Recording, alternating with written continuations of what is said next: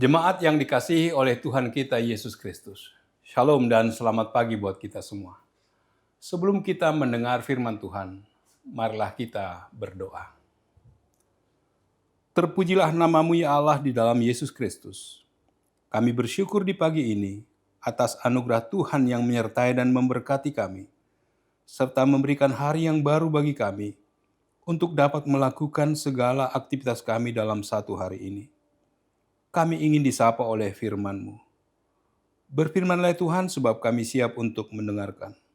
Dalam nama Yesus kami berdoa. Amin. Firman kehidupan di pagi hari ini tertulis dalam Efesus 6 ayat 10. Akhirnya, hendaklah kamu kuat di dalam Tuhan, di dalam kekuatan kuasa-Nya. Demikian firman Tuhan. Saudara-saudara yang dikasihi oleh Tuhan kita Yesus Kristus. Sejak dulu, rencana iblis tidak pernah berubah, yaitu menghancurkan kerajaan Allah.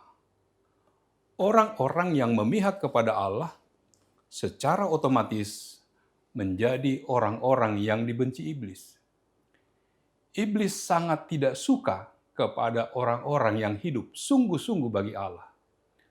Apalagi kalau mereka adalah orang-orang yang hidupnya efektif dan produktif melayani Allah. Orang-orang seperti ini adalah target utama yang harus iblis taklukkan. Bagi iblis, mereka harus dibungkam dan ditaklukkan. Dibungkam agar mereka berhenti merebut jiwa-jiwa yang terhilang.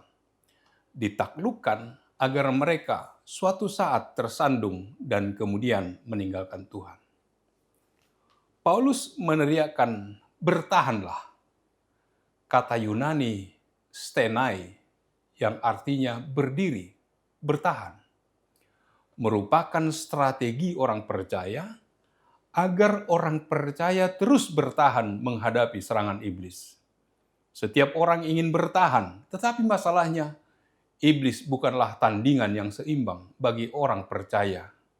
Karena itu, setiap orang yang ingin bertahan sampai akhir di dalam peperangan harus bersandar penuh kepada Tuhan. Paulus mengatakan, hendaklah kamu kuat di dalam Tuhan, di dalam kekuatan kuasa-Nya.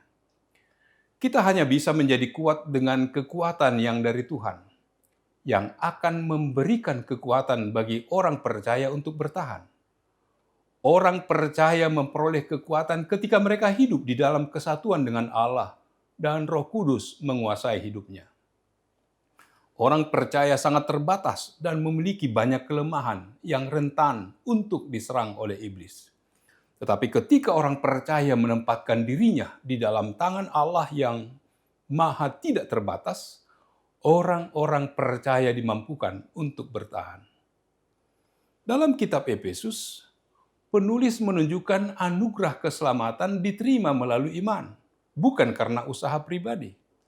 Ini adalah hak istimewa yang diterima orang percaya melalui Kristus. Setiap orang percaya adalah anggota tubuh Kristus.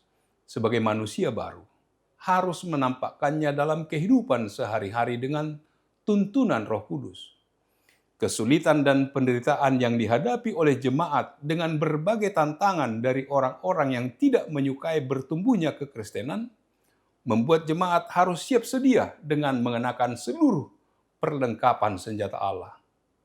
Gambaran ini dikutip Paulus dari Yesaya 11 ayat 4 dan 5 dan Yesaya 5 ayat 16-19 yang menjelaskan bahwa Allah akan membela umatnya dengan mengenakan perlengkapan senjata perangnya.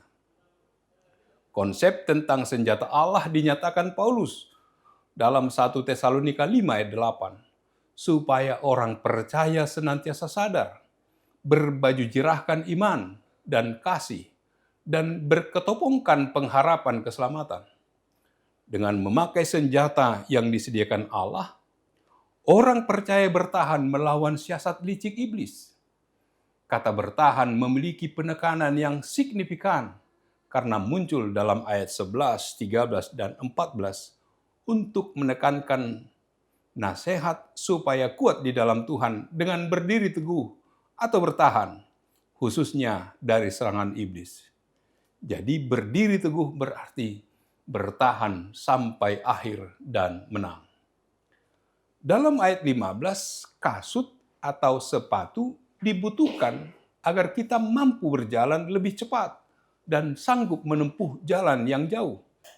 Dengan kaki yang berkasut, kita dapat mobile bergerak kemanapun, serta siap untuk memenuhi panggilan tugas yang diembankan kepada kita. Kaki yang berkasutkan kerelaan untuk memberitakan Injil berhubungan dengan kerelaan hati untuk memberitakan Injil damai sejahtera. Ada kerelaan hati untuk siap sedia setiap saat untuk memenuhi panggilan Tuhan.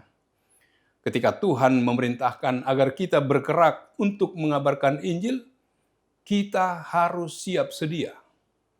Dibandingkan dengan 2 Timotius 4 ayat 2, agar terjadi keselamatan bagi banyak orang. Yesus telah menunjukkan kepeduliannya kepada orang banyak yang mau mendengarkan Dia saat berkhotbah di bukit. Dengan memberitakan Injil damai sejahtera dimaksudkan supaya dapat menghasilkan tuaian, yaitu jiwa baru yang diselamatkan.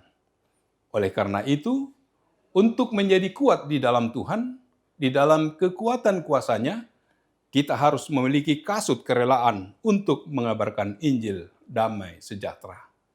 Amin. Marilah kita berdoa. Bapa di surga, terima kasih Tuhan. Engkau telah menyapa kami, menyapa seluruh orang yang percaya, agar kuat di dalam Tuhan, di dalam kekuatan kuasa-Nya. Banyak hal yang mengganggu, banyak hal yang mempengaruhi kehidupan orang-orang yang percaya di dunia ini. Tetapi ketika kami kuat dan kami mampu untuk bertahan dalam penyertaan kasih-Mu, dan Roh Kudus senantiasa menuntun hidup orang yang percaya, kami akan dimampukan menghadapi semua yang menjadi tantangan dalam kehidupan kami bersama dengan Kristus yang telah memenangkannya dalam hidup orang yang percaya. Biarlah kami dalam penyertaan kasih Tuhan dapat melakukan segala aktivitas kami dalam satu hari ini. Tuhanlah kiranya yang menyertai memberkati. Terpujilah nama-Mu. Dalam nama Yesus kami berdoa dan mengucap syukur. Amin. Anugerah dari Tuhan kita Yesus Kristus, kasih setia dari Allah Bapa serta persekutuan dengan Roh Kudus kiranya menyertai kamu sekalian. Amin.